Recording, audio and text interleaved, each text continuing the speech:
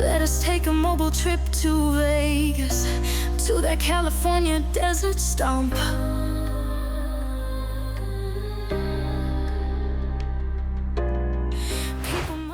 Serangan udara dengan menggunakan bom-bom besar terus dilakukan oleh Israel di jalur Gaza, di mana dalam waktu singkat ratusan hingga ribuan orang telah menjadi korban, di mana gilanya sebagian besar adalah perempuan dan anak-anak, yang menandakan sebuah keburukan yang luar biasa dari negara tersebut. Melihat itu, dunia pun mengutuk, protes terjadi di mana-mana. Tapi bisakah serangan Israel berhenti? Kita akan melaporkan hal tersebut agar dunia tahu jika Israel adalah teroris dunia sebenarnya.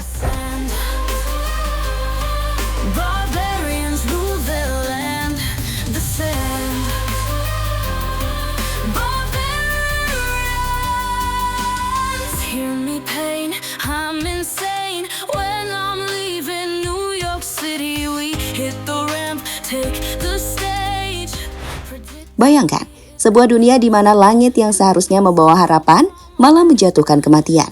Di jalur Gaza, mimpi-mimpi warga sipil hancur berkeping-keping di bawah dentuman bom-bom raksasa yang dilepaskan oleh Israel.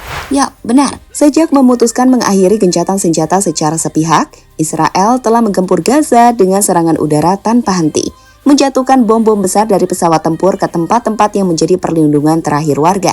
Baik itu gedung yang masih berdiri, rumah sakit, bahkan tenda-tenda mendapatkan serangan besar. Lihatlah momen berikut ini, saat sebuah bom super besar dijatuhkan di tenda-tenda pengungsian.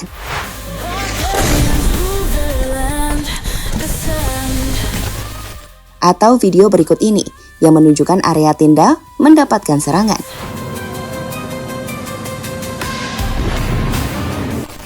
Hingga yang terbaru, bom juga dijatuhkan di kompleks medis atau rumah sakit Nasser di Khan Younis, jalur Gaza Selatan.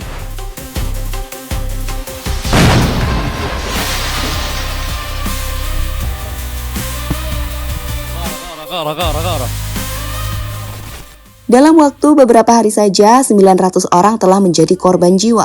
Dan yang lebih mengiris hati, sebagian besar korban adalah perempuan dan anak-anak. Jiwa-jiwa tak berdosa yang seharusnya dilindungi, bukan dibantai.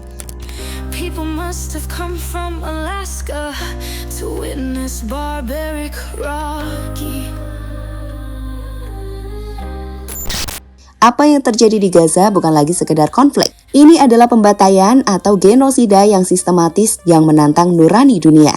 Tenda-tenda yang menjadi tempat berlindung bagi keluarga-keluarga Gaza dihancurkan tanpa ampun. Bahkan rumah sakit, simbol harapan di tengah keputusasaan, tak luput dari serangan. Warga Gaza didorong untuk mengungsi. Tapi, kemana mereka harus pergi? Rudal dan bom jatuh di setiap sudut kota, meninggalkan mereka tanpa tempat aman. Wilayah kecil yang terkepung itu telah menjadi kuburan massal bagi rakyatnya sendiri, di mana menurut laporan terbaru dari Al Jazeera, 50.000 orang telah jadi korban jiwa sejak serangan pada tahun 2023 silam. Namun tak henti sampai di situ, kebengisan Israel juga makin nampak saat serangan ini dilakukan di tengah krisis kemanusiaan yang sudah parah. Israel memblokade bantuan makanan, air, dan listrik ke Gaza selama lebih dari 2 pekan sebelum serangan terbaru ini. Dan sekarang bayangkan, anak-anak yang kelaparan, ibu-ibu yang tidak bisa melindungi bayi mereka, dan lansia yang tidak lagi punya tenaga untuk bertahan. Semua kemudian dihujani bom tanpa peringatan yang memadai. Ini bukan kebaikan, ini adalah kebiadaban yang mencoreng wajah kemanusiaan.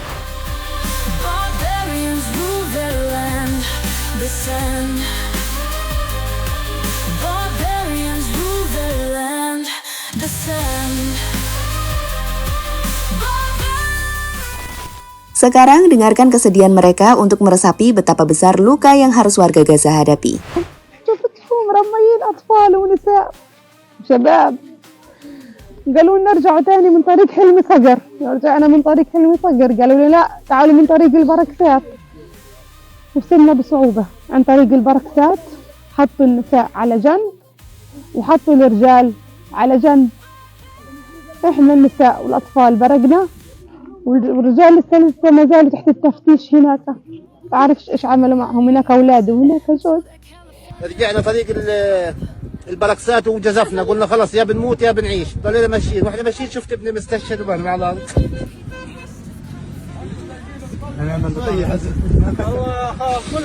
الله يرحمه برحمته. Dunia turun ke jalan untuk Palestina. Tapi, melihat serangan besar-besaran yang kembali dilakukan Israel ke jalur Gaza, dunia tak bisa lagi diam. Di Norwegia, para pengunjuk rasa disambut dengan tepuk tangan dan cinta saat mereka berunjuk rasa di jalan-jalan dan menuntut Palestina yang bebas dan diakhirinya genosida. Di Korea, orang-orang juga turun ke jalan untuk memberikan dukungan atas kemerdekaan Palestina dan penghentian genosida. Di Manchester, dengan menggunakan spanduk besar dan drum, orang juga turun untuk menyerukan hal serupa. Kemudian di Jerman atau Berlin, hal serupa juga terjadi. Hingga di New York, di mana ribuan orang berdemonstrasi di sana untuk menuntut berakhirnya genosida di jalur Gaza. Protes besar-besaran digelar di berbagai kota di dunia, dengan spanduk bertuliskan "Hentikan genosida di Gaza" menjadi simbol kemarahan global atas genosida yang dilakukan oleh Israel. Organisasi kemanusiaan seperti WHO dan UNRWA memohon agar serangan dihentikan, menyoroti bahwa 70% korban adalah perempuan dan anak-anak, bukti nyata bahwa target Israel bukan hanya Hamas, tetapi kehidupan itu sendiri. Namun masalahnya, bisakah semua kemarahan ini menghentikan mesin perang Israel? Dukungan militer dari Amerika Serikat termasuk pengiriman bom-bom berat terus mengalir, seolah menutup mata terhadap penderitaan yang ditimbulkan. Dewan Keamanan PBB terhambat oleh veto, sementara warga Gaza terus mati dalam diam. Dunia menonton, dunia berteriak, tapi dunia tampak tak berdaya.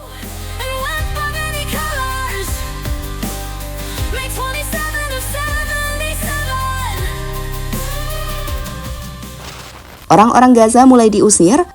Pada Minggu pagi 23 Maret 2025, militer Israel memasuki kota Rafah yang terletak di selatan jalur Gaza.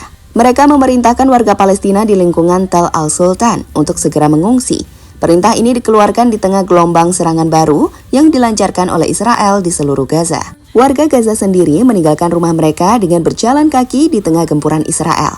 Ini adalah serangan mematikan terbaru Israel di jalur tersebut dan membuat semua orang terpaksa membawa keluarga mereka dan melarikan diri dengan berjalan kaki di bawah tembakan Israel. Lebih lanjut, Kabinet Keamanan Israel menyetujui rencana untuk membentuk badan yang akan mengelola apa yang mereka sebut sebagai emigrasi sukarela penduduk Gaza. Di sini, penduduk Gaza akan dipindahkan dari Gaza, di mana rencana ini tampaknya terinspirasi dari usulan sebelumnya oleh Presiden Trump yang pernah mengemukakan ide untuk mengusir warga Palestina dari Gaza dan memungkinkan Israel mengambil alih wilayah tersebut sepenuhnya. Langkah ini pun menimbulkan pertanyaan serius tentang nasib penduduk Gaza yang sudah terdesak akibat blokade dan serangan berulang, di mana pada akhirnya mereka harus mengosongkan kota Gaza secara paksa.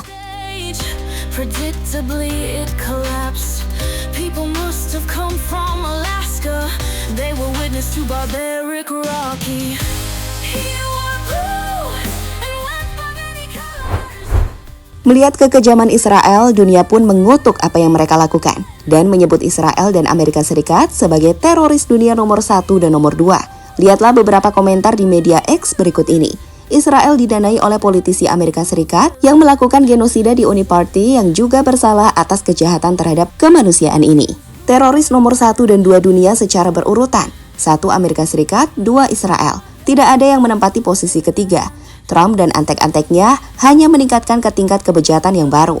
Lebih dari 500 orang terbunuh kemarin oleh musuh kemanusiaan di Gaza. Israel adalah negara teroris. Irlandia mendukung Palestina. Seperti inilah penampakan kamp pengungsi Jabalia.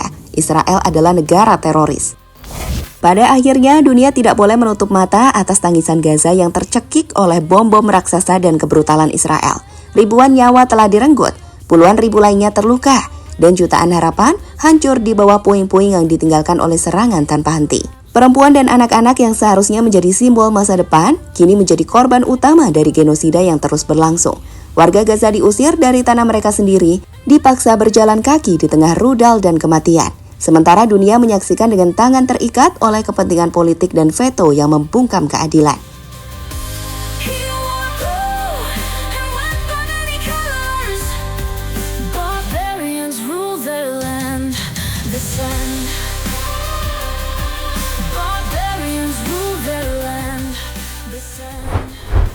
Kini kemarahan dunia tak terelakkan.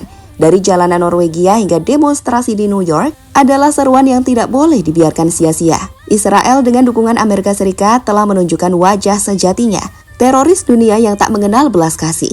Namun jika kita diam, jika kita membiarkan mesin perang ini terus berputar, maka noda darah Gaza juga akan melekat. Ini bukan hanya tentang Gaza, Ini tentang kemanusiaan kita bersama, menghentikan kebiadaban, dan untuk mengatakan kepada Israel, cukup, Gaza tidak boleh terus jadi tempat genosida. Barbarians rule the land, the sand. Barbarians.